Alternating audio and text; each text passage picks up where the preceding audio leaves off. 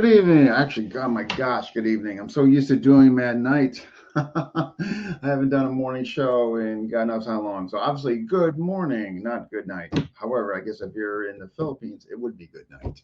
So today we are covering Martial Arts Symposium. And if you folks haven't heard about this, it's a fantastic event that Master Terry Datu puts on. All walks of martial arts come there. If you ever can make it, I highly recommend it. In addition to that, we have Dr. Tim Hartman, who also came up with the FMA invasion, and we'll find out his inspiration for that, why he wanted to do that, come up with that. It was the first time last year, and it was pretty successful.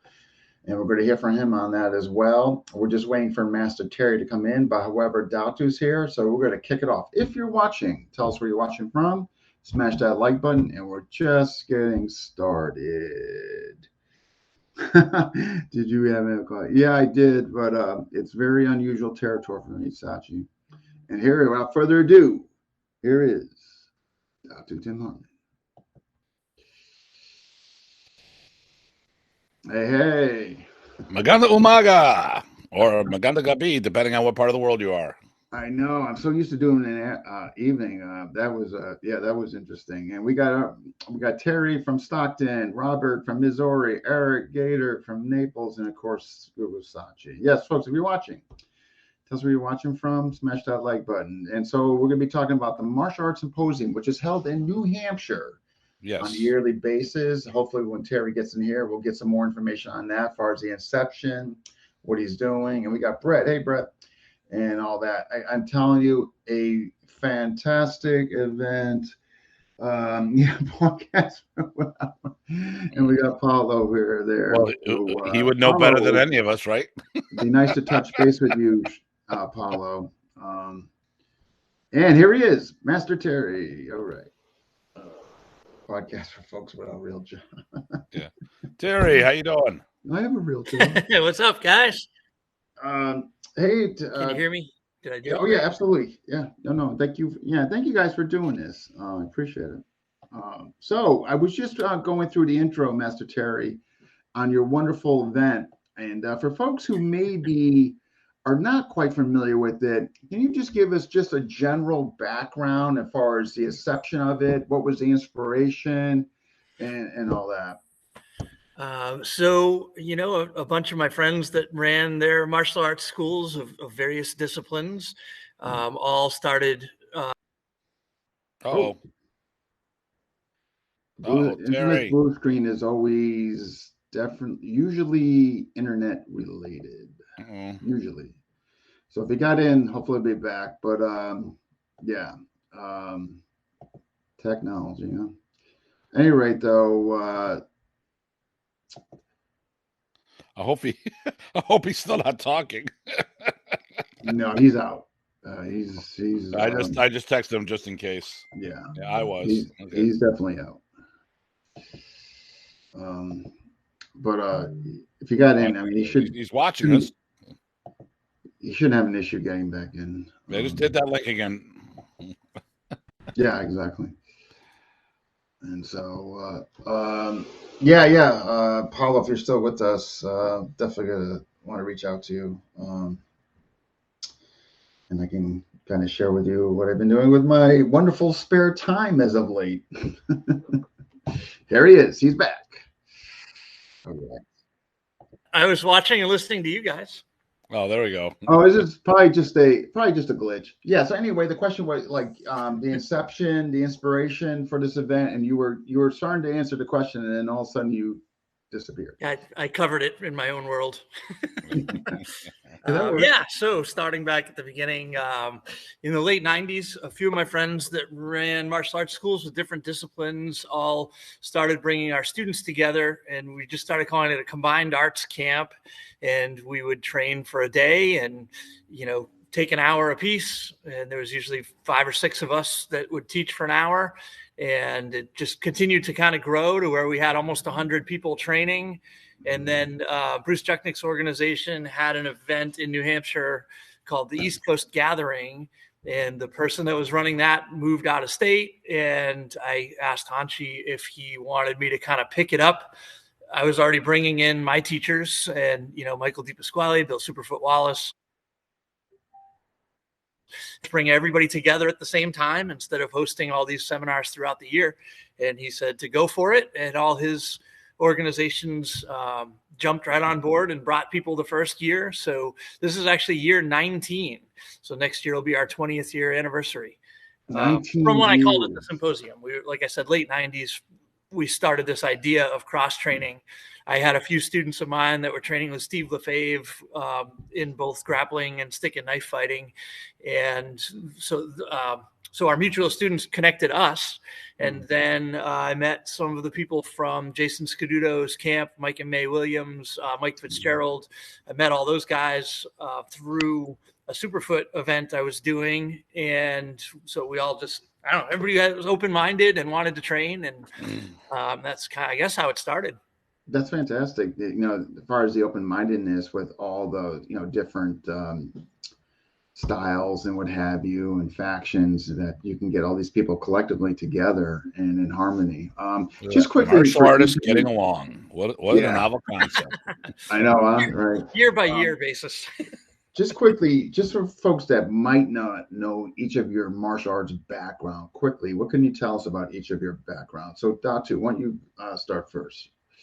I was one of the senior students of the late Grandmaster Remy Pracis, and because this came up, I will say it again. One of 6 people that he chose to award the title of Datu, chieftain, leader of a group. That keeps coming not up self-appointed. It just came up the other day because people would rather talk on the internet versus just talk to me. I run a full-time Filipino martial arts school, and I teach about 25 to 30 seminars a year internationally. I go to third world countries like Kentucky and Georgia. No. I go all over the place. I'm looking to go been to 17 countries. We're going to Brazil this year. That'll bring it up to 18. And I've been part of Terry Dow's event pre-COVID. And it's a top-notch event, but that's a little about me. Mr. Terry. Well, I started training in martial arts when I was 9. So this year is also my 40th year anniversary of training.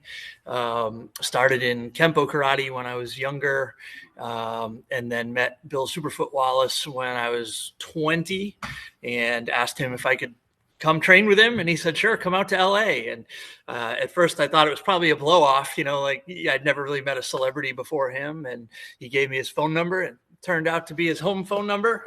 And went out, lived with him, trained with him, private lessons every day. And then through him, I met Michael DePasquale, my Japanese jiu-jitsu teacher.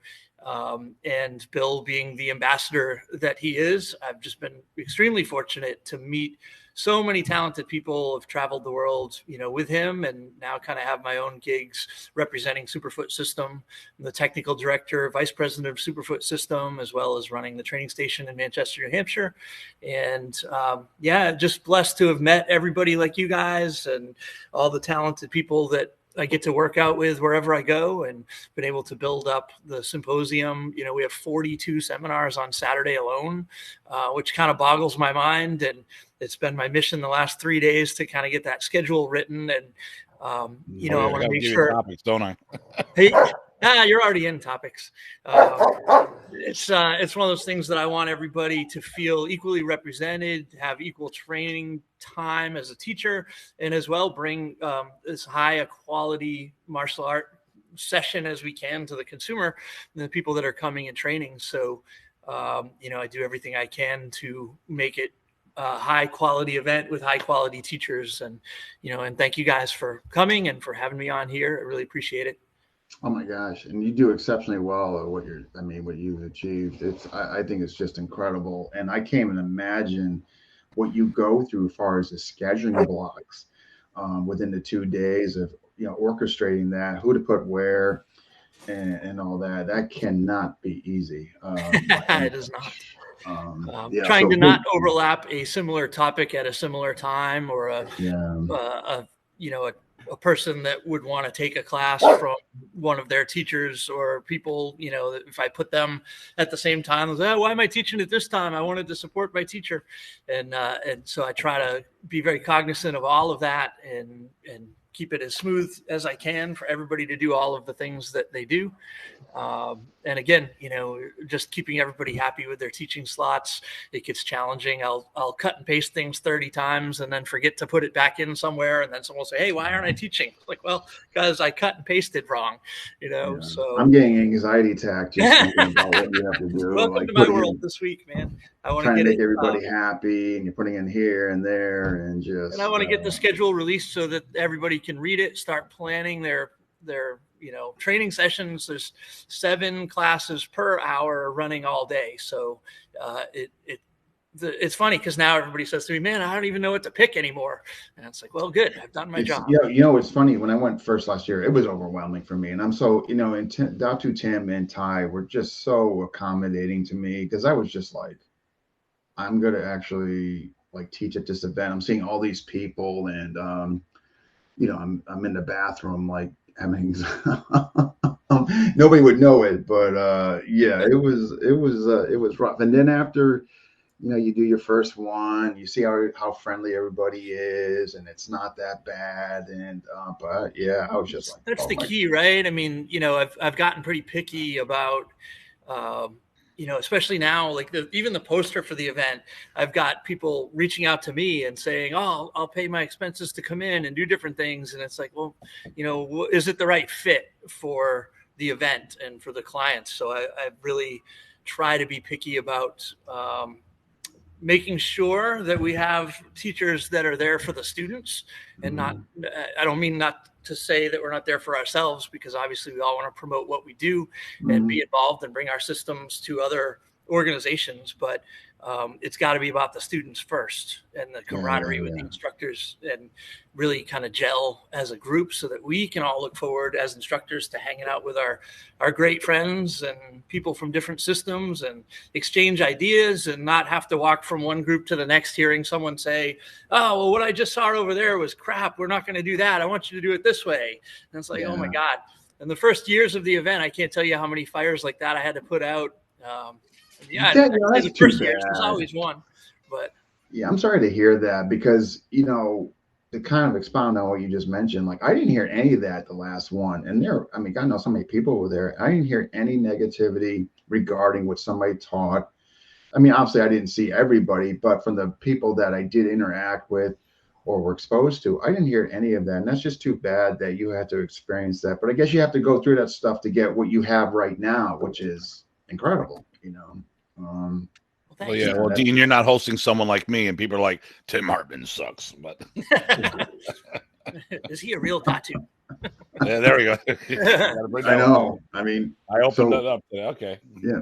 So what does Datu mean? No, I'm just kidding. He has money. Evidently, the Filipinos tell me when I talk to the Pinoys, they're like, Tim, you know what Datu means? No, you have money. Oh, well, then that's good. So. And hi to everybody posting. I don't know how to respond. I'm going to show them, but some great comments coming in. It really is, Brett. If you can ever make it, you should really do it. And thank you, Anthony. Here's a guy I'm looking forward to see there. Tony. He gets mad going to be there this year, right? You, Anthony, we're going to tangle. So Master Terry, new venue this year. So why don't you tell us about that, how that kind of came about? It looks phenomenal. It's going to be a blast, man. It's really exciting. We actually moved up to a little resort village in the White Mountains, Waterville Valley. And very recently, we were able to secure the convention center, which is absolutely beautiful. The venue that we usually use in Manchester closed. I got the phone call in December that we were not going to be able to host the event in April. And if you've ever tried to look for a giant training facility with 4 months notice, everything's booked out. It's wedding season, different things. So I struck out from Manchester to Boston, up to Portsmouth, all over the place. And my wife suggested we check out some ski resorts because it's off season for them. Mm-hmm. And we hooked up with Waterville Valley. The sales director, Abby, up there is just absolutely phenomenal. it's funny. This is, of all the places that we've hosted it in 19 years, this is the first place that has said to me, how can we get you back next year? And I was, simple customer service thing, right? But it's been the first venue that's actually really excited to have us, because we're kind of taking over the village. We're selling out their hotels, selling out their restaurants, using their convention center. So it's pretty exciting. I do have a few places to check out that are easier to get to for next year, but with the customer service that we're getting at Waterville, I'm pretty leaning towards it being sort of the new home and celebrating our 20-year anniversary up there next year. Uh-oh. You heard it. You heard it, everybody. We'll if see. You think Yeah, it's the coming 20 back to years, Manchester. Yeah. Don't hold your breath. Yeah, don't miss this year. You know, with Dave Kovar, Sudo Jason Ine, we have Karen Eden Herdman. We have some amazing people that this is their first year. Tim. There's no guarantee that you're going to see the same people year after year. So I'm really excited about the instructors that we have, the lineups that we have, the classes that we have. It's awesome. So yeah, don't think, hey, if I just wait a year, it'll be closer to me.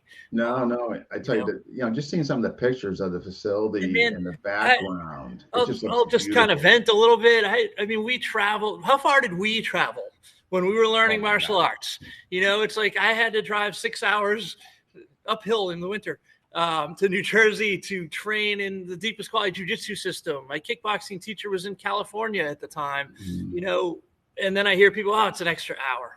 Like, gosh, guys, it's once a year for the greatest instructors we can put together. You should mention that. Somebody asked recently how much time I spent with Remy. And we went through the numbers. We figured I went to 180 events, 30 of them being camps over the 15 years that I was a direct student of his. I traveled to Germany with him. I traveled all over the place to see him and to get thrown around. It's everyone's got this virtual stuff going on, so they're pampered now.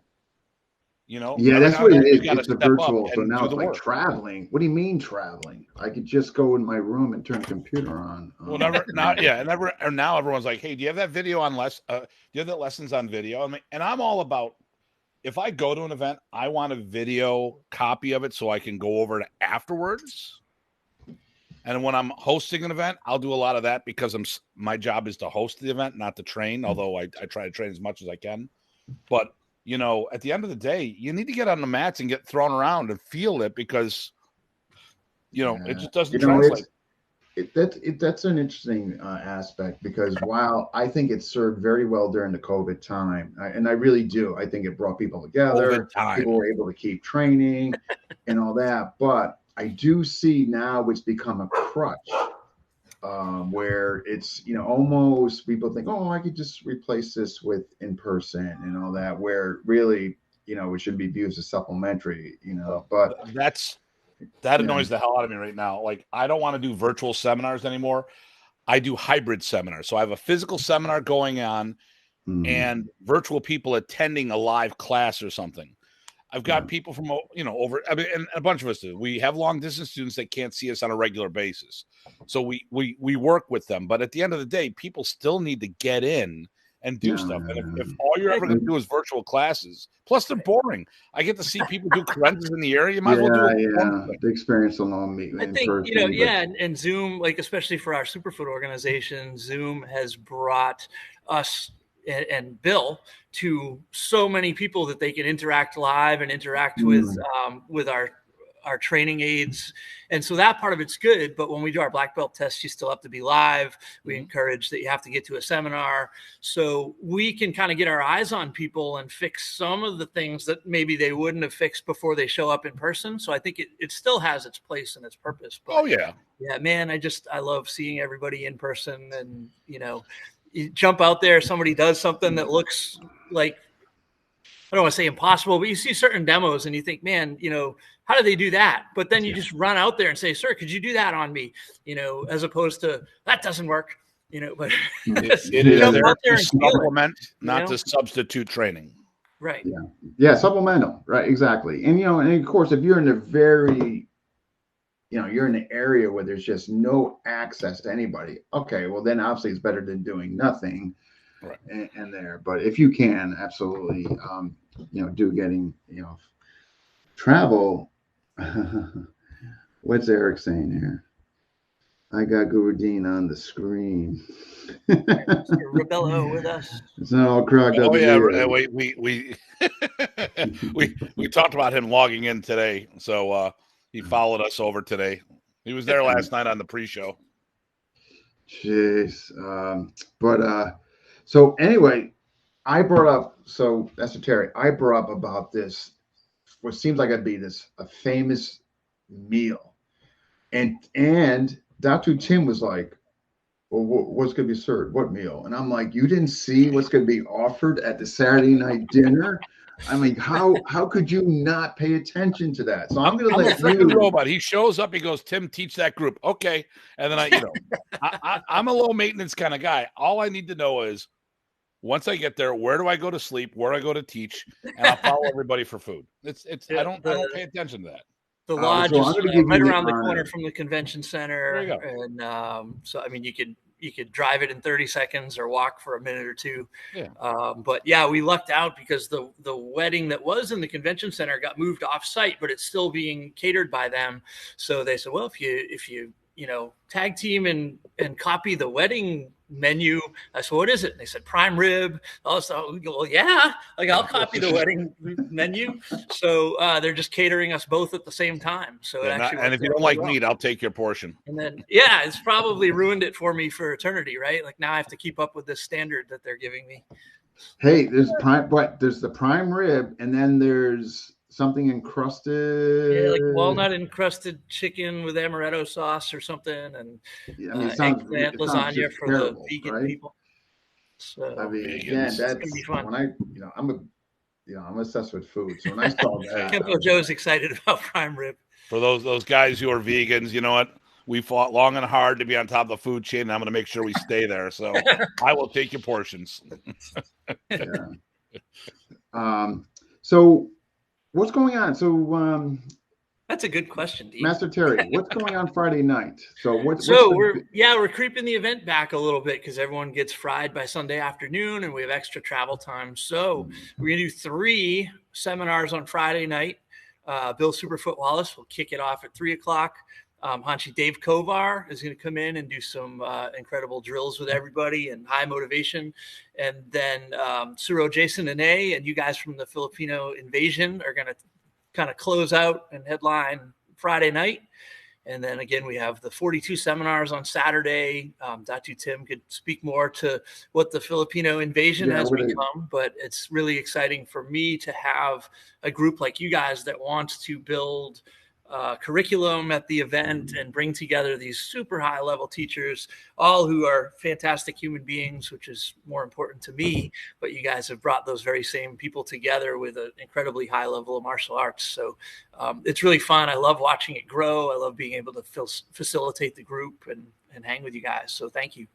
Yeah, absolutely. No, thank you for, making me part of it. I was, again, still H&H humble and honored. As far as the Friday night, so we're what time is FMA Invasion going on? That's from 5 to 6 p.m.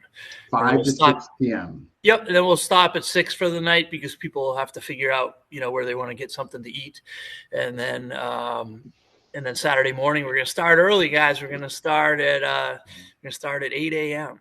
So there's only going to be a couple of us from the Invasion. We're not all doing because we only have an hour to do stuff. So we wanted to feature Jason coming from the West Coast. He's coming in from California, so great opportunity to spotlight him. He's amazing. It'll be him and I. Then we'll see whoever else is around and wants to do some stuff, and then can work. Hopefully, we can tie it all in together.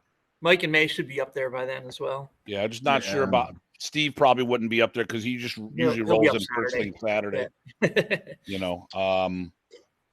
Yeah. So we've got a show Monday night for all the Invasion members on FMA Talk. So we'll be talking a little about that. Jason's going to be part of that. Master Terry, what other restaurants are up there? Like besides there, are there a bunch of restaurants that are pretty well known or pretty. There's the Coyote Grill, which is really, really good, but you got to make a reservation there. And then about 15 minutes off site back towards the highway, there's some breweries and tap rooms that have some really good food and brew their own beer, that type of thing. In the village itself, there's a Mexican restaurant and like I said, the Coyote Grill are kind of the two right on site. But again, the Coyote, which some of the instructors will be at the Coyote on Friday night as well, but they mandate reservations there because again, this is sort of off season, so everybody should sort of plan accordingly. And also note that if you're staying at the Black Bear, they're set up with their own kitchens. It's like a little condo style thing, so everybody should plan that there will be no breakfast served because they assume you have a kitchen. So but you can save money on all your meals because you can bring food and cook it there, and it's 2 minutes from the convention center. So. That's a nice feature. Okay. Yeah. Renee's here. Hey, Renee. Renee.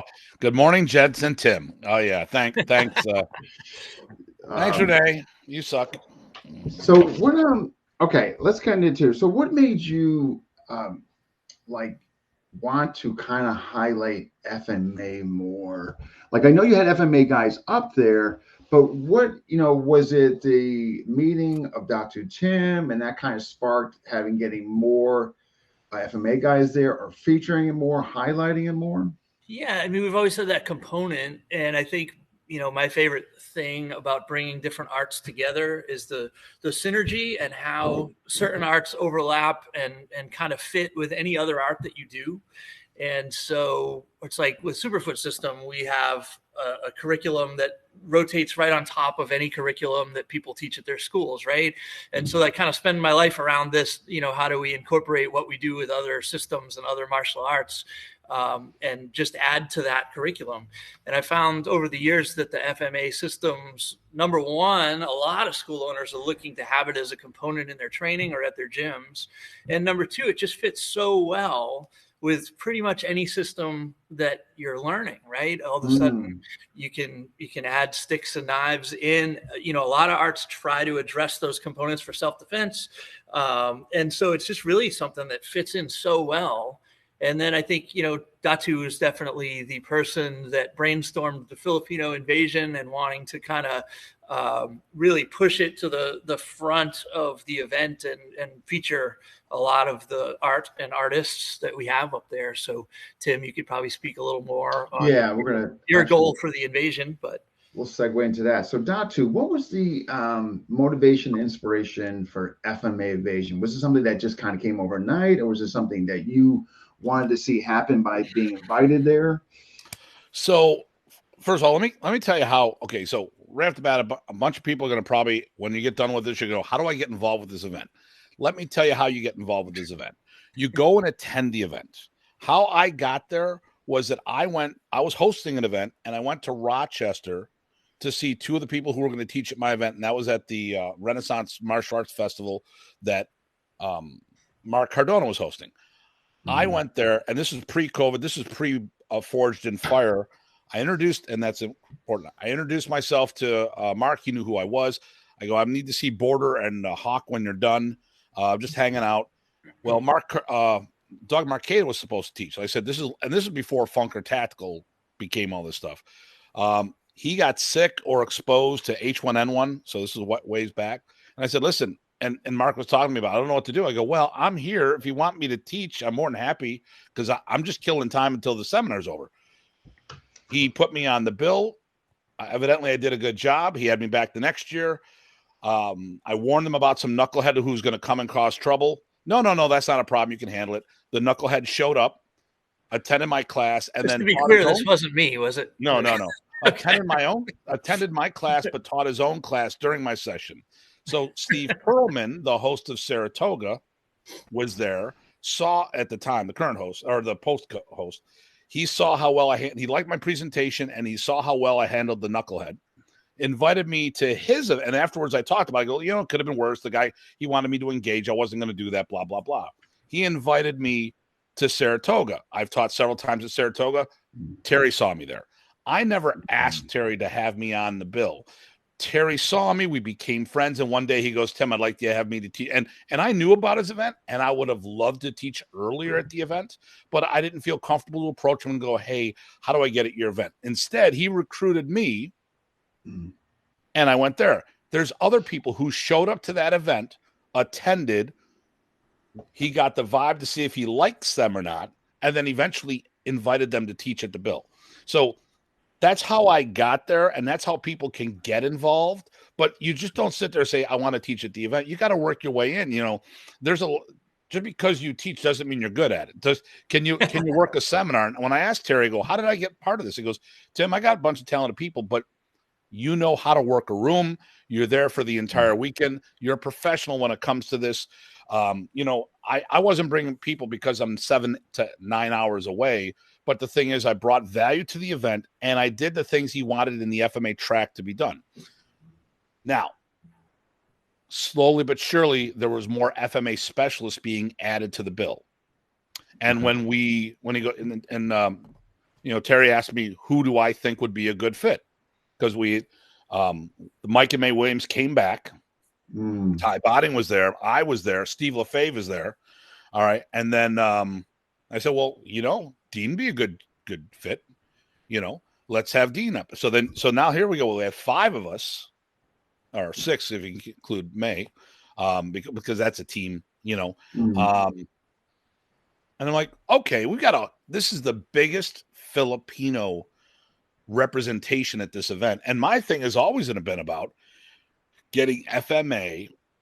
I mean, as out there, I've always been an FMA ambassador. If you see the list of guest instructors at my events, I've had plenty of non-modern Chinese people teach at my event.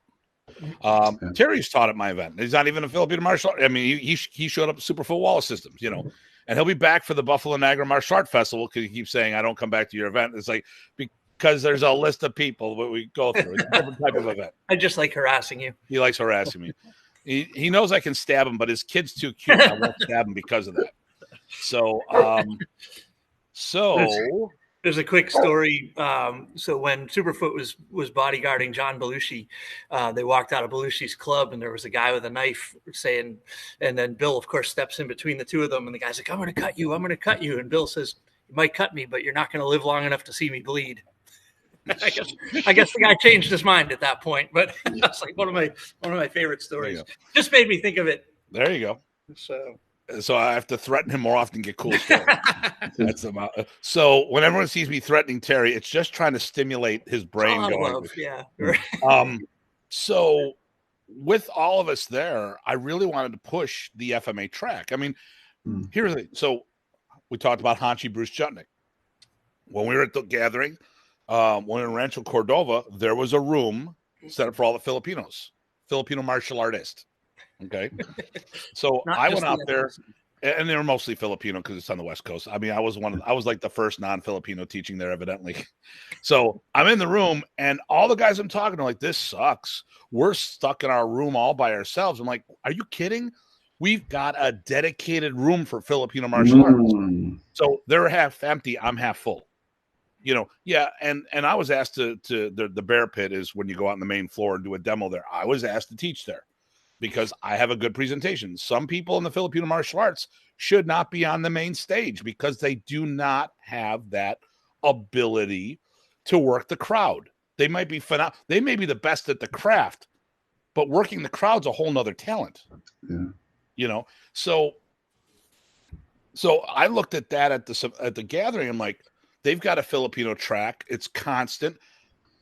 Terry, let's push this. And I all of a sudden I came up with FMA Invasion to really promote, because we were getting more and more people representing FMA there, and talented people, not schmucks, and not people who are half or ham and eggers who are karate. I mean, there's people. Listen, we talked about it yesterday in the pre-show. There's a bunch of people that do FMA as a side dish. It's an accessory. They're part-timers. But Terry's got a good cadre of people who are full-timers. So, like, listen, I don't want to snub, like, okay, Tony DeSaro. He does Serrata in addition to his Kyoshu. Chris LaCava, he mentioned he's doing Bahala now. Okay, fine. He's a Hapkido guy. Talk about Ryan Chamberlain. He does Serrata as well. He's a Kyoshu guy. I'm not saying these guys aren't talented at at their FMA. It is not the core of what they do. They weren't born in that. And the FMA invasion are those people who are specialists in that. I can punch and kick, but Terry will outdo me every day. I mean, he's phenomenal at what he does. Yeah, his kick. I wouldn't even try to match his kick. Oh my god! Terry's at the Saratoga Festival, and he throws this hook kick up. I'm like, damn! I go, oh my god! I would be like, that's why I carry a knife. That's right. He'd kick me, but I'd make sure I cut that Achilles tendon so I'll never throw a kick again with that leg. It still works. It's just floppy. It's just. Damn! It's the support leg I gotta get. Any Baklava Kali guys? See that's yet. So we have a new system of martial arts now. Baklava, FMA. Yes, and I think it's gonna be headed by Renee. Actually. Okay, that Renee. Yeah, we got a dog brother who wants to come down in the future. Why are people watching my hips? My head and nose very well. Oh, I guess Anthony has felt your kicks. Yeah, I think I saw that. I have demoed together. Yeah, that's just man. Yeah. It's how we all become friends. So, hey, listen, there's nothing wrong with a little knuckle or rattan therapy. That's right. Yeah, to bring people closer together. So, Datu, when you came up with this, and what are your goals going forward with this? Like if FMA invasion, are your goals going like, hey, this could maybe go into other organizations, as far as that are holding events, or is it were you just kind of thinking, hey, this is good for this? Maybe we'll see where it goes. Hopefully, we can keep momentum going with the martial arts symposium. So, be quite frank about it. My whole thing was all about promoting Terry's event. Now, I am always very fluid with stuff I do, and I roll with things, and I know how we can adapt. We've talked. We were supposed to. Unfortunately, some things got in the way, and I dropped the ball on a couple things myself. We were talking about taking the FMA invasion on the road, which I have no problem to do that.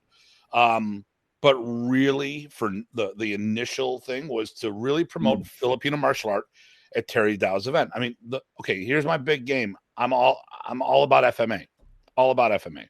I think, we talk about this. I was one of the original ambassadors, now, we are all ambassadors in our own way, but I've got a long history of promoting people outside my art in Filipino martial arts, giving once again, a rising tide rises all ships, lifts all ships. It's not just, it's just not one. And we are stronger together than separate. I mean, look at Taekwondo.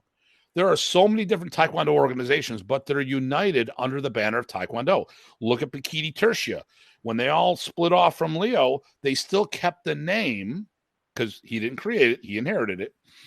They all kept the name, so Pikiti Tertia is stronger because even though they broke apart, there's more organizations that can reach different people. Modern Arnis had that opportunity, but the people who did it, I think, fell on their face. They didn't have the goods to go the long distance. I see the shrinkage going on. But like we've talked about it multiple times, some of these arts are going to dead end with these generations. Now, a couple decades. How do we get more people involved with what we do? By going to events like this. If you want to promote your art, okay, so this weekend, I'm going to be teaching at Ty Botting's event, the Spring Fling. That's great retention for the FMA community, keeping us together and having an event for our people to go to. But it doesn't recruit more people to Filipino martial arts. It keeps the ones in it a little longer. We need to go to events like Terry and where we cross it. So, Terry, would you say that your event has recruited people for Superfoot Wallace systems in the long run? Of course. Would you think it recruited people to get into Brazilian Jiu-Jitsu? I think if you have a positive experience with an instructor of an art, you're going to be open-minded to wanting to learn that art. I think we've all 100%. had experiences where we've learned something from someone we didn't click with and kind of dismissed it. And then later on found somebody that we did click with, and all of a sudden it was really cool and fun. And so that's really, my goal is always about promoting the arts, giving students an opportunity to experience the things that I got to experience by being with Superfoot, because he's an ambassador. So I got to go to every different organization, training camp, all these different things. And I got to see the best instructors in their fields and went, wow, that's really cool. Bill doesn't need me for a minute. I'm going to go train over here. And was able to meet all of these different people from different systems. And so to me, I like to give back, right? I like to bring people all to the same place to be able to share those experiences, share the arts, and let people experience super high quality, but with the right people, right? The ones that they're going to leave wanting to do more with.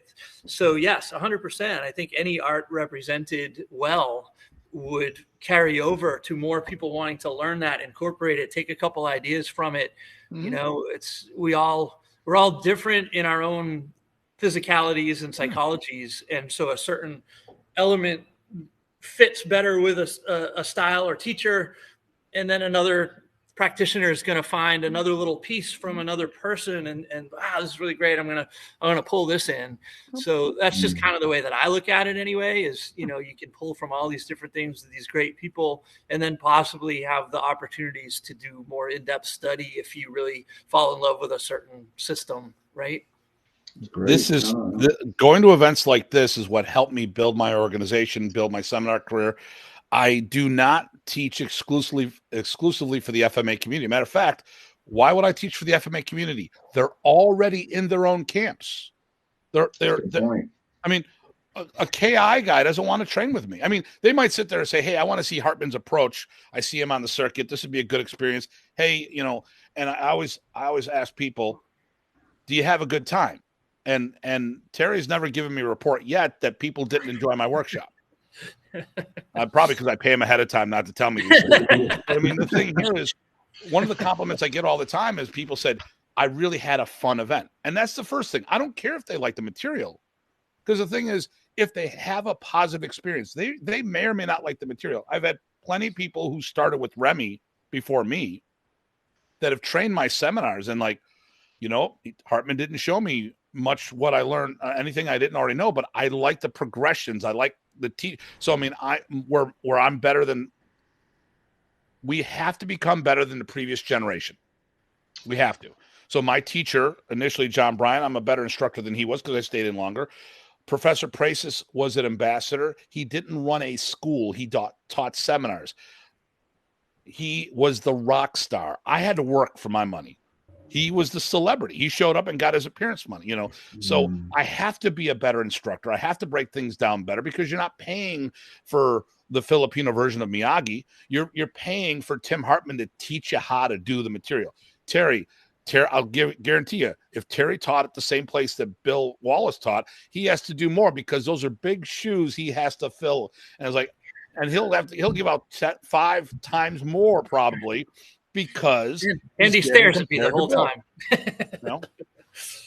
Because Remy's job was to recruit. See, here's the thing. Bill Wallace shouldn't be teaching the system. He should be teaching his black belts, like Terry.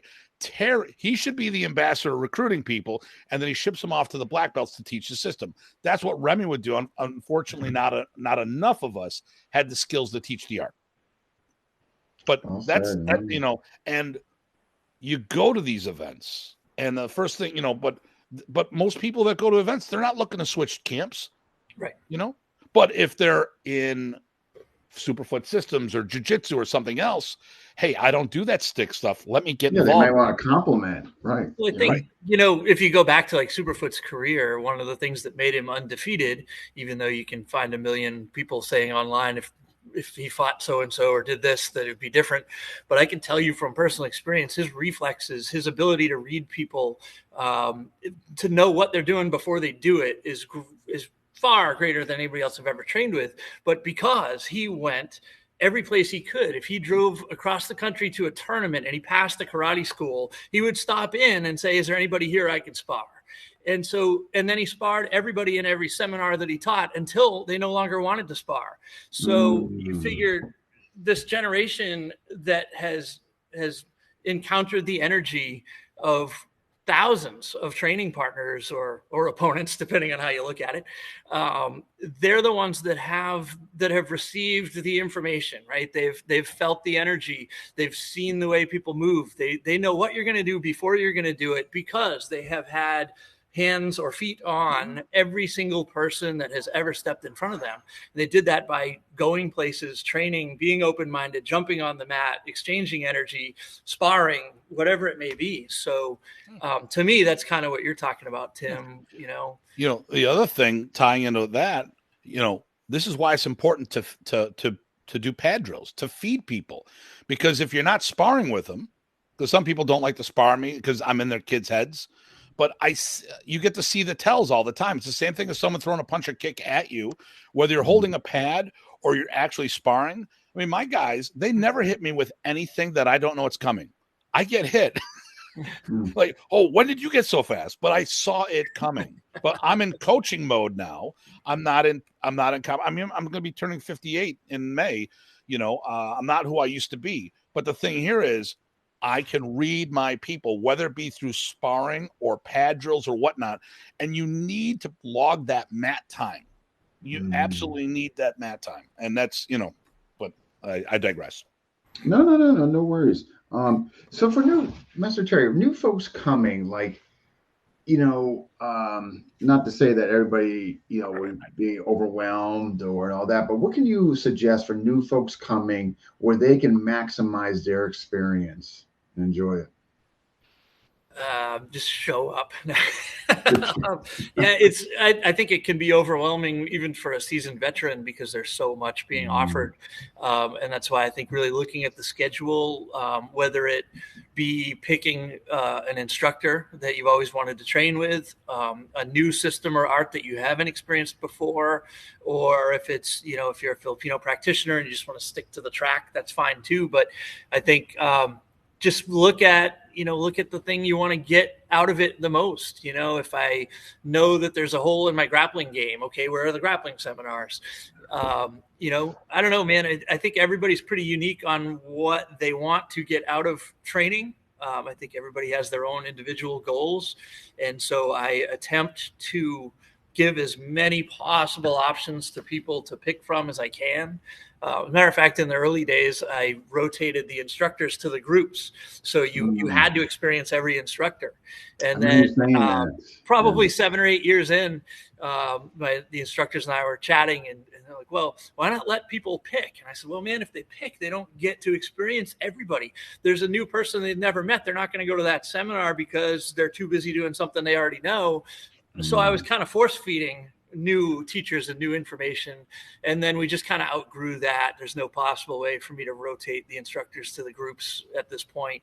And it works out, obviously, because people are there to get out of it what they want to. And it could be anything from self-defense to a particular art, or getting involved with someone like Datu, who can give them a curriculum to either add to their own schools or their own personal knowledge, or just get immersed in something, right? I mean, every teacher there has the ability to give you an immersion if you so choose, right? Yeah, if you're open-minded and you allow it. I mean, again, that the diversity that's there is just amazing. Like you mentioned, I mean, you're going to have BJJ there, grappling. I mean, you're going to have kickboxing. I believe JKD is represented Wing there. Chun, JKD, even one of my training partners is a Savate master from Italy. It's hard to find Savate in the States. So we've got some really cool things that you don't necessarily see at some of the other training camps that focus more on a particular name or names other than the arts themselves. So There was a comment made a week or two ago about, I won't mention it exactly, but essentially, like, who are all these people? I don't know them, blah, blah, blah. And it's like, well, just because you don't know them doesn't mean that they're not bringing a quality art to the organization. And so get out there and experience it, man. If you think for a second that these people are don't know what they're talking about because you personally didn't take the time to research their name, that's bad on you. And you should get on the mat and experience it yourself and feel the energy and then make a decision. Well, I'm going to chime in here on that particular one. Okay, so I'm going to take the snob moment. I'm the snob. Okay, I'll take it. I travel the world teaching martial arts. I've trained with and alongside of the best of the best. Okay. A lot of these people who no one's heard about choose not to be on the seminar circuit. They're running full-time martial arts schools. Any of these guys could be doing their own seminars. But if you've got 200, 300 students, why would you go on the road? Or how do you go on the road? Because you have, I mean, Terry, do you ever have staffing issues? Yep. There you go. Terry's every day. Terry is, in my opinion, Bill's best. He could easily be doing seminars, but he's got a wife and a child and a business that he has to run. All right. He could easily, if he closed the business down, he could do the seminars full time. You know, but that's a big thing. And that's all subjective. You know, during COVID, without having a school for business, you know, if all I did was seminars, I would have been hurting real bad. Kempo Joe is making sure that we're representing all the Kempoists that are there as well. Kempo sucks. Great, Joe. Ask Master Ken. So, again, so let's kind of, okay, so Master Terry, folks that want to join, want to sign up, how can we direct them? My website has a sign up thing, but it might be easier for purposes here for someone just to direct message me, and then I can give them whatever information they need and direct them to it. We've tried to make it a weekend experience more than a one-day experience, although we do get the people that scheduling wise, time wise, or whatever, they just want to come up for the day and train on Saturday, which is the main day, and certainly can. But I try to get people to come for the weekend to really get the full experience of working. I shouldn't even say working with these people, because if you spend a weekend there, every instructor that teaches at my event hangs out with everybody for the whole event, right? They don't come teach their class and go back to the hotel for the rest of the day. No, they're there. They're on the mat. They might be training in another class. They might be assisting with another class. They might be at their table, but everybody is approachable to actually just hang out and get their stories, get the stories that they had with their teachers and the experiences that we had when we had to travel across the world to train instead of having it brought to our backyard. But, take the time to talk to these people. You know, Kempo Joe is amassed more information in his head than I'll ever know in my life, bar none. Yeah. So, I mean, there's just people there that you guys can sit and pick their brain, talk to them, get stories. So it's amazing to have that. And that's what I'm trying to push more and more as we go through. Then, and everybody's welcome. Everybody's welcome to come for a day to experience it. But, I'm really trying to get the weekend vibe and hopefully the whole experience the whole weekend. And that's, again, folks, if you can make it even for a day, like Mr. Terry said, well worth the trip to go. I mean, just again, the amount of styles that are being taught and showcased there, absolutely incredible. And then of course you get to witness the FMA Evasion. So Datu, so a Friday night segment, and then for you guys, I guess this is both wealthy. Is there a closing segment on FMA Invasion? Well, I think we're just Terry's got the schedule, so you'll have to talk to him about that. Hopefully release it soon. Like I said, we're trying to creep it back to more of like a Friday, Saturday event. Now it goes half day Sunday. So we'll be ending at noon on Sunday. So we'll have another 21 seminars Sunday morning between 9 and noon. And then we wrap for the weekend. So I don't know if there's no closing ceremony per se, but I mean, listen, on Sunday, people kind of roll. So people start rolling out first thing Sunday morning. And actually the paradigm, the goal would be that this is a Friday, Saturday event. So then people have that whole day. I mean, for me, it's going to be like an 9 hour drive home. Craig Mason's coming down. He's a 6-hour drive from Buffalo to Sudbury, Ontario. Oh. So he drives down to me. We drive out. We're going to watch the Superfoot Wallace test Thursday night. Then we got another hour to go up to the venue. So then we do Friday night. We do all that stuff there. Saturday we do everything, and then I will stick around since it's another hour. I might be creeping out the door a little earlier than normal, but the goal would be to have this all day Friday and Saturday, so we don't have to worry about Sunday. So because listen, like my camp that I do in Buffalo, people get there on Thursday, and usually Sunday we go till about noon, but people, same thing, they start creeping out. But it's at my school, so I mean I got anywhere from 40 to 80 people at my club, and they'll slowly start going home. I don't have to rent a venue because I don't have something the size that Terry has. If I had something that big, then I got to look at renting out venues and stuff. That's quite a compliment from Kempo Joe there, the premier diversified martial arts events in America. Thank you, man. We talked about it yesterday. So Terry, so you can hear this. There is not I don't know of any other East Coast event that has the diversity of FMA at it that is not a Filipino martial arts event. No, I would agree based on what I saw last year and what's going to occur this year. Here's Renee wanted to give his opinion on a 8-hour drive with you, Dr. Tim. So, and I've heard that an 8-hour drive with Tim feels like a 14-hour drive. Oh my God, it's not quite doubled. No, it's not. No, There's still 2 hours. It could have been 16. Could have been worse, right? So all right. So, are you overall, like, what would you, I guess, future goals for each of you regarding this event? I mean, obviously, it sounds like you're very happy, Master Terry, the way things are going, evolving. I mean, new venue, et cetera, et cetera. Like, do you have any future goals as far as this goes, or are you really happy with status quo? I don't think we're ever happy with status quo. I mean, we're type A personalities that are never satisfied with our own skills and training. So this falls into that category for me. I always want to continue to develop it, continue to bring in a new and exciting, talented instructor that maybe people haven't worked with before or didn't get to meet before. And hopefully we can continue to outgrow events and keep going bigger and better. Hey, are you doing anything Saturday night? Just the banquet. Is there anything going on Saturday night at the banquet? I am working out those details. Okay. It's always fun to try to organize something fun and exciting for everybody while we're there. But logistically, trying to get entertainment up to the White that might be back. So I'm working on it. I cannot say yes or no. But we've got amazing food no matter what happens. Oh, no. Listen, you don't need the entertainment. Like Terry's gone off. He's had comedians. He's had trapeze artists. Last year was we had the knights in armor fighting. Well, they were going to break the place. So I'm glad. Jay always takes care of it, though.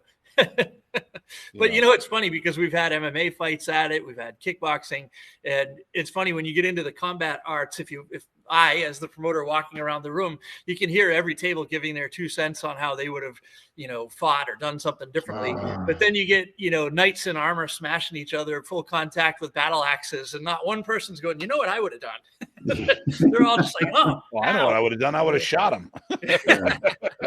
Funny how that works, huh? Nothing to say. I try to find something that can, again, bring people together that they want to watch and could be, entertained by the skill or talent, and not necessarily something that causes us to all debate how we would have coached it or done it differently. Just because that stuff annoys me, No, that's always annoying. Yeah. Datu, in regards to goal, I mean, I know you're very goal oriented, but in reference to the Martial Arts Symposium and the future of the FMA invasion, my goal for besides my events, I would love this to be the go-to place for FMA to get exposure at a multi-discipline thing. Obviously, I'm doing some of my own things as well, but this is a good thing. And I'd like to see a lot of people come check it out first. If you want to teach it, you got to go attend it. It's as simple as that. There's Terry's got to see you. Okay. Or be specifically referred by one of the experts in the field that's already at the event. Okay. And that's not, I don't want people to take that I don't want them teaching or whatever, but it's just, we have to be selective about how, we have to make sure that it gels with the instructors, with the groups, with the material. I would love to have different arts represented and different teachers representing them. And that's why they would be invited to come check it out so that we can meet them and they can, get hands-on in the seminars and do things. And then once we make our decision that you fit the vibe, both in art and skill, then I'm happy to add an instructor. But I also want it to be something where that instructor wants this to be part of the culture of their community as well, right? And what that means is not just showing up to be the cool guy teaching whatever they're doing, but to also bring some students to be part of the family and support, because it costs a lot of money to rent big venues and bring names like Superfoot and Kovar and the people like that to get them to the event. So in order to make sure that we're able to support that, we need people to support the community and be a part of it and bring people together. So it's not about the finances for me, but I also don't want to owe $5,000 when we're done. Yeah, you don't want to lose. Well, here's what I'm going to say. I'll be the bad guy, because Terry will then reach out to me about different people. He goes, I've been asked about X, Y, and Z. And I sit there and my comment, I'm always the business guy when it comes to it. We've got a big staff already for every portion. So my question always is, what do they bring to the table that someone else doesn't already? If they have something if they already have what we cover, then what is the financial gain or what is the financial burden? At the end of the day, someone's got to be financially responsible for this event. Terry cannot lose money on this because he has to support his family. It's and some year, he's happy. A lot of times, it's like, I broke even, I'm happy. I'm like, okay, all right. That's, for me, an event that broke even is a good event. But the thing here is, what does it bring to the table? Is it gonna like the FMA track? I'll have people say, well, I want more. Like we have Jason and I coming in this. That's one more instructor. Okay. Now, there's other people I've been asked about. Like, okay, we already cut it off with Jason. With all these other people, what do they bring that's not already being taught? And it's just going to cut into the time of the people from like the FMA invasion. Here we are. If we added 3 more instructors to the bill, what would that do? If they're not bringing people, if they're just going to be there, does that really help the event? And I said, now Terry didn't bring me up because I was going to bring people so far away. I brought something to the event that wasn't already there at that time. So Jason and A, same thing. He's bringing something to the event. He's bringing West Coast of Screamo to the East Coast. And he's going to have one of his guys with him, but it's not like 10 or 15 people coming from the West Coast that are going to be teaching more or less the same thing. Oh, Danny Terrell. How did I miss this? Good morning, gentlemen. You get to watch the rebroadcast. There we go. Danny. So, which leads to my next question. I'm bringing somebody, Master Terry. Should I just register them or just can do cash? Whatever works for you. I love cash. I'll talk to you directly offline. We'll sort that out. So. Yeah, and any instructors out there who are bringing people that are new to this, talk to Terry about how it's all handled. Yeah, so that's the flip side of this, right, Tim, is that we want, if an instructor is going to support it, and I don't want to say take the risk of bringing students out of their gym, but, we all want to protect our students, yes. Both financially and physically, right? You don't want to bring them to an event where they're going to get beat up or hurt. We don't want to bring them to an event where they have a bad experience and get disenchanted with their arts. But I also want to make sure that instructors that bring people are compensated for that, because it's your business. Your students are your business. It's how you run your life and take care of your bills. So without getting into a business segment of this, I would say just reach out to me. And I, coming from the same place as everybody else, how do I, as a school owner, how would I want to be treated if I showed up somewhere with students? And so it's important to me that everybody feels that they are taken care of, that they can financially support their systems, their arts, their schools, their organizations as well. And I think if we all do that, if we take care of each other, then we all grow together. And it is not about, money feeding one particular thing or person. It's about everybody as a community being able to support ourselves, our systems. So please reach out if you have a group or a school and you just want a couple people to come. If you haven't been and you don't know what we're talking about, then just come up yourself, check it out, and we can talk there. Again, I'm not a sales guy. I'm not a business guy. I just want to bring arts to people and spread martial arts to different people. And I also want instructors to feel appreciated for their time and energy. Terry's very good. The thing this event is, support is a two-way street on this. It's not one way. So and that we'll say there. Listen, it's important to vet people because we've been to events. Terry and I have both been to events. I'm not going to name the event, but we've been to events where like I said, if you want to teach at one of these things, because you need to go up there. We need to vet things. I saw a person who was given 20 minutes to teach, and when it came to the end of the 20 minutes, it was a 20-minute demo. It wasn't 20 minutes of teaching, and they wasted their time. And they were very talented at what they did, but they couldn't teach. They couldn't work the room.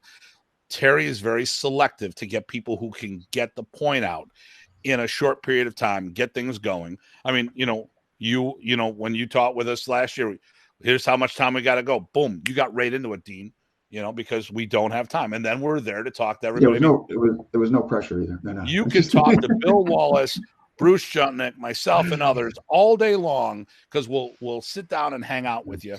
And when it comes to teaching, they do a really good job. Get to the point. I mean, unlike this where we get our conversation derailed all the time, when it comes time to teach, the crew that Terry's put together gets the job done.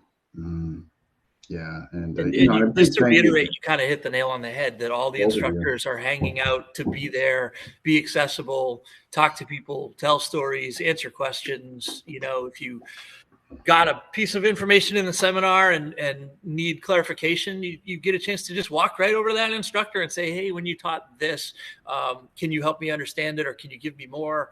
And everybody's there to share that. Nobody's going to be upset that you're asking them to take up their time. That's why we're there.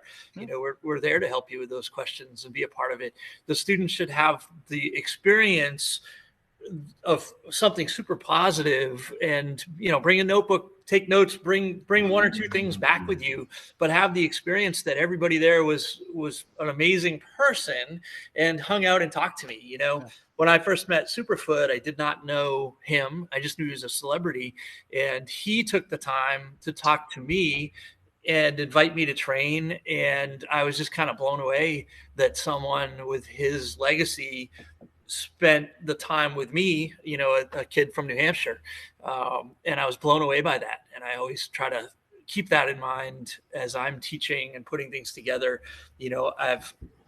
I've encountered a lot of different celebrities in different fields. And sometimes people say, hey, why don't you have so-and-so to your event? And it's like, well, they might be the type of person that'll show up, teach, and go back to their hotel room. And while that isn't bad, it's not necessarily what I want at the event. I want people to have an experience where they got to hang out with their idol and not say, oh yeah, I gave a seminar and walked away. That's a good point. Anyway, Joe Messer made I think maybe you guys have seen this before. This is a suggestion, but I think it's a great suggestion. If it's not already happening. There's a bunch of there are a bunch of segments on the Symposium on YouTube, so you can definitely check it out and see what you think. Listen, I tell you what, the thing about the learning, I'm constantly picking people's brains when I'm out there as well. I talk to Hanshi, Big John. Big John's amazing. I love asking him different things and stuff like that. You got so many people out there. I'm constantly picking. I'm going out there teaching, and I'm learning stuff while I'm out there. So it's an event. That's for how we all connected, right, Tim? I mean, I taught my seminar, and then you were doing a Panatukan thing, and Christina wanted to come check that out, and we ended up being sort of part of the mix with you using her to do the striking. Yeah. And so, had we not had the mind of a student ourselves, you and I would never have clicked. So I knew I did a good job because they went to Niagara Falls for a little getaway. They stopped at my school, and Christina's like, "Hey, we're not in my school for 5 minutes. Can you show that Panatukan thing you did again with me?" I'm like, all right. If the Superfoot people think I got decent hands, I must have did something right. It's the great thing about having my wife in the martial arts. It was our 1 year anniversary. We went to Niagara Falls, and on the way up, we're like, we got to stop and see Datu. You got to see Datu on our anniversary. There we go. Yeah. Very true, Renee. It really sucks when an instructor believes like they are better than the people that they are attending. Yes. It is a privilege and an honor. It's an absolute on the lessons that we've been taught by our predecessors. Not only that, though, but it's a privilege and honor to even be invited to teach at an event like this, Let's see, if you want to build an event, I didn't know where's they? So early. Yeah, we're doing an early one today. But hey, so again, let's closing thoughts from you. I can't wait for this. I salute both of you. Just one for allowing me to be part of this. Again, I just was when Datu suggested to me, I was overwhelmed. I mean, he could have picked a number of people besides me. And of course, and a big thank you to you, Master Terry. I mean, you could have looked at Tim and just said, Dean who? No. You know what I mean? I think I did say Dean who, but he said you were good. So I did say Dean who. I just didn't say the no. And you guys have been absolutely great. I mean, Dr. Tim's been, when I was nervous. He was, kind of like a mentor, just, kind of relaxed. And, when we were introducing stuff, I just got up, Dean Frank off of a discussion, sat right back down. He's like, well, that's what most of us do. No. Hi, my name is Tim Hartman. I teach Filipino martial arts. That's go to work. And this year, though, Datu is going to be Dean Franco, limited role, FMA discussion, and FMA talk. FMA talk. So I've kind of, you're killing me. But closing thoughts from you, gentlemen, on this phenomenal event that is coming up on a few weekends. Master Terry. Yeah, April 21st, 22nd, and 23rd at Waterville Valley, New Hampshire. Not too late to register. However, because the banquet is catered, I do have a deadline of people that want to do the banquet of 1 week before the event. So don't wait until Saturday. And I get it every year. People will be training, didn't sign up for the banquet, and then they're all excited and want to do the banquet and approach me during the day. Sometimes I can accommodate that. But this year will be challenging to accommodate if people haven't made that reservation early. But I don't know. Closing thoughts. I've had thoughts the whole time. My brain's fried, but I would love to see everybody. I love meeting new people. I love hearing the stories of the different students from different places that got to experience an art that they hadn't had a chance to work with, a teacher that they hadn't had a chance to work with, or just the fact that they get to see people like Datu Tim that is there year after year. They look forward to those opportunities to ask questions about things they've done in the past, tried to incorporate it and work on it and fine tune it. So it's just a lot of fun, man. I feel blessed to be able to put it together. Selfishly, I get all of my friends and teachers in the same place at the same time. So once it's underway and rolling, I can kind of relax and hang out with you guys. It runs itself at that point. And yes, we start on time, and each hour block starts on time. So I try to keep things very punctual. Yeah, we're not on Filipino time. Moving along. So this venue has 2 levels of training, roughly like 6,000 square feet in each level, and we'll be filling up both of those training sessions plus 1 breakout room. So It's going to be a lot of fun. I can't wait to see you guys. Yeah, and again, a big thank you for coming on, because I know you're extremely busy, and so I appreciate you coming on here. I know you got a ton of stuff going on in that schedule. And Datu, closing thoughts for you. Okay, if you can't make this weekend, because I know Coach Danny just made a comment. He's stuck in Texas the whole month. Okay, This happens more or less the same weekend every year. So we'd love to see you up there. 2, if you're thinking it's going back to Manchester, don't hold your breath. This venue has already discussed about what it's going to take for them to have this group come back next year. First time Terry's everyone ever had anyone wanting, the customer service is above and beyond. This is a great event. You really need to do it. School owners, bring your people. It'll be beneficial for everyone. It is a non-ego. I mean, listen, there's bigger than life personalities there, but everyone's good people. There is no, hey, listen, we know I'm the top guy. Everyone knows I'm the top guy, so we don't have to have that argument. So we don't need to address that. So just so this is out, we already knew it, but I just had to throw it out there. So, but the thing here is everyone is approachable. You can question what they're teaching on a quest for knowledge. Just say, hey, listen, I don't get what I'm not quite sure. Yeah, help me understand that, or can I feel that? I mean, there's a lot of ways to ask questions. Respectfully. So listen, people, I've had a lot of people come off the wrong way, and because of my experiences, sit there. Are you saying this doesn't work, or you just don't understand how it works? Oh, okay. Well, then I can help you with that. Or you must have missed when I made the comment that this is a skill development drill and it's not a martial technique. And there's a lot of things. Bring equipment. Make sure you have the equipment to do the class that you're planning. If you're going to do any of the striking sessions, make sure you have gloves. If you're going to do any of the weapon sessions, make sure you have weapons. These kind of things. And some people, traditional martial arts, sai and bow, have that stuff if you want to do it. I will. And there's plenty of merchandise there for sale. And I do take credit card, by the way. So I will have sticks, and because I finally got rattan in. But the thing here is that this is a great event. It's a personal event. If it's your first time, are there any first time teachers this year? Yeah, well, Dave Kovar's his first year out. But he teaches everything, Karen Eden Herdman is her first time coming up.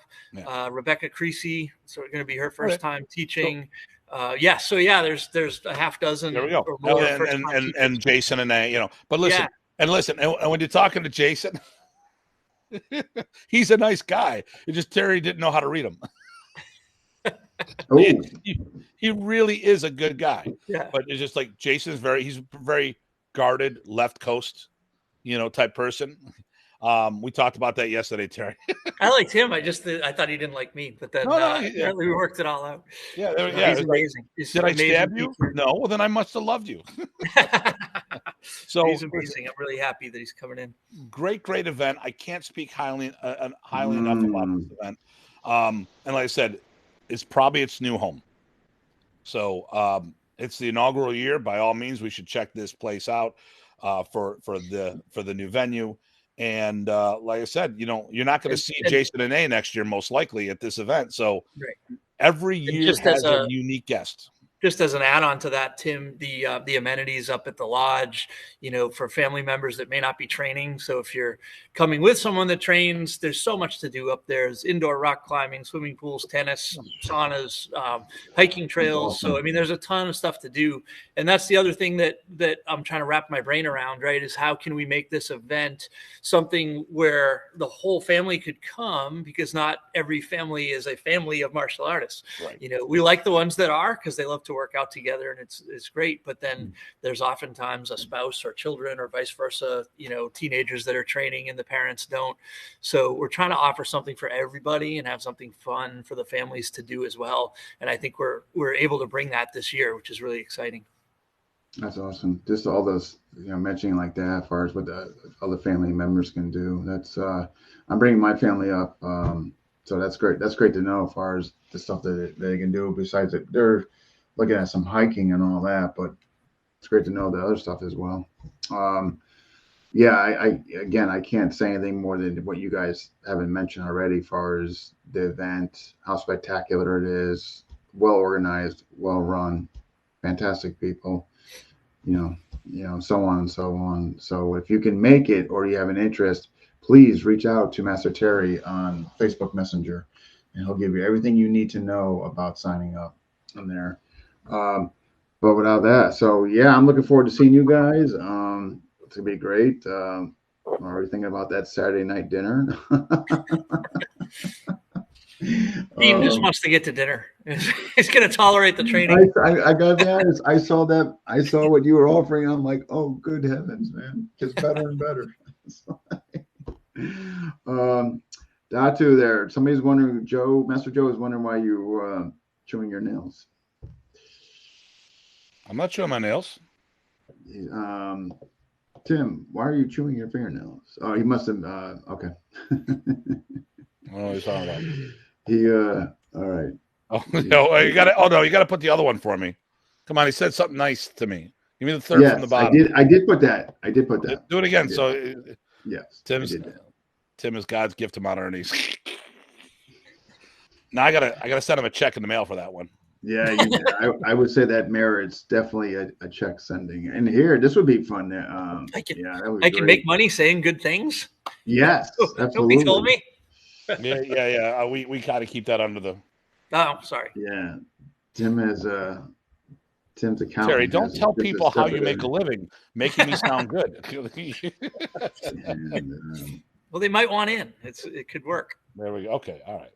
So, it was a while ago. Okay. All right, guys. Hey, this has been wonderful. I appreciate you guys coming on. Hope folks, this will. I'm going to share this all about, so I hope folks will see it, and hopefully it'll generate some interest, and where folks can attend. And I again appreciate you guys coming on for this morning episode. Thanks, Dean. It's an honor, man. Thank you so much. Oh, I'm so happy to do this to promote your event, and I feel it's the least I can do for you. So it's really I'm just so happy to do it for you. You know what I mean? Yeah. And then Monday nights, the FMA Invasion and FMA Talk. Invasion. Who is these Invasion? Tune into episode 350. Is Jason going to join you guys, Tim? Yes, he is. Awesome. You want to join? Episode 355 was, and I had Renee on, so he would just like folks to tune into episode 355. Oh, is that what? Yeah. That guy is too much. All right, okay, here we go. Master Joe, give me a gift coupon for your table. No, that's what it see. Oh my God, the jokes are coming in. All right, so I'll be on the look. So we should be on Master Terry. We should be on the lookout of a schedule, right?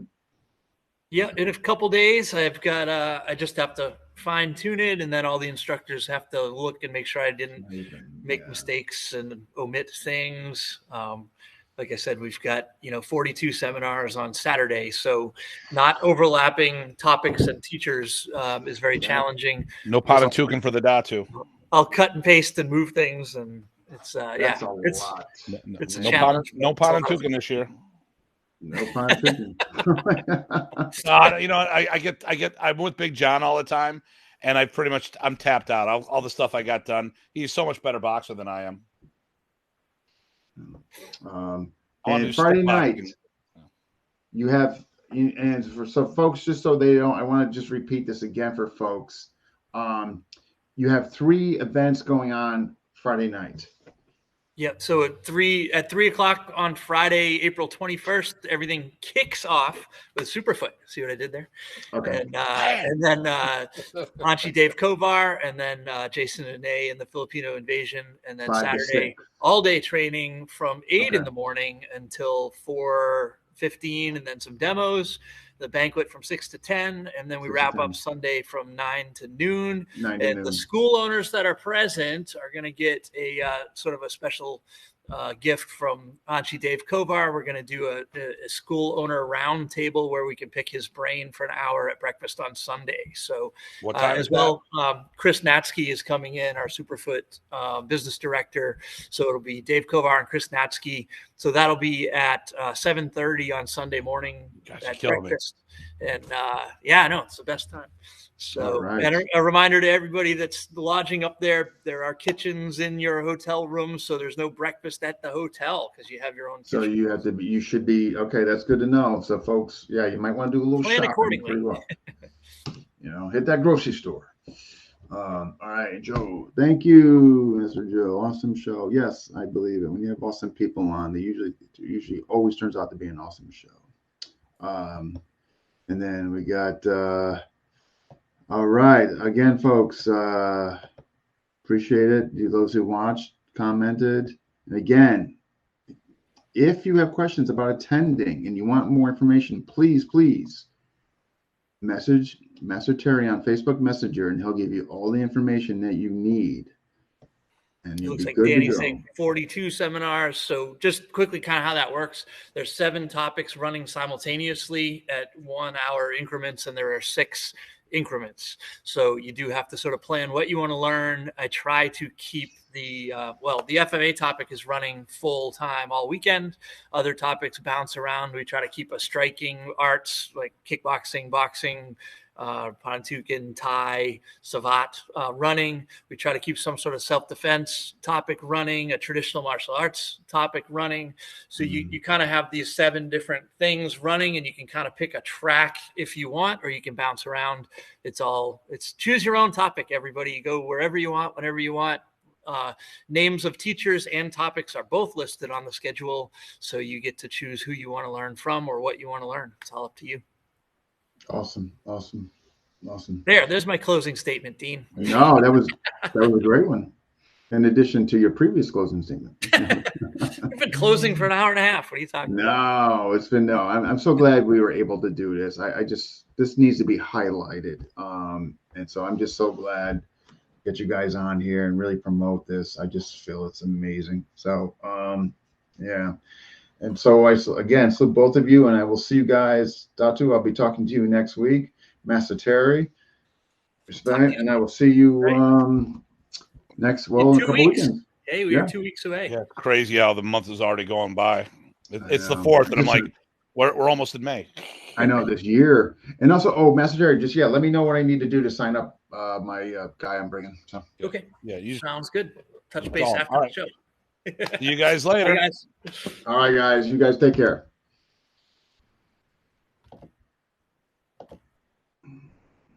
I'll talk to you next week, Datu. Catch you later. All right, folks. That wraps up. What episode was this? What number? Oh my gosh. I can't remember what number. Oh, 397. All right. So 398. Who is next? I believe Brian Rodriguez is interviewing a CLOT practitioner from Malaysia, if I'm not mistaken. And I believe that's Sunday. Test run Saturday. Since I've taken a back roll, a little out of the loop at times. But yeah, I believe that's the next episode. If I'm not mistaken. I'm sure it'll be there. But I tell you what, I can easily just check for you guys. Let me go on FMA discussion. Let's see who is the next episode, because they're always pinned. It is, in fact, it will be it will be Sunday with Brian.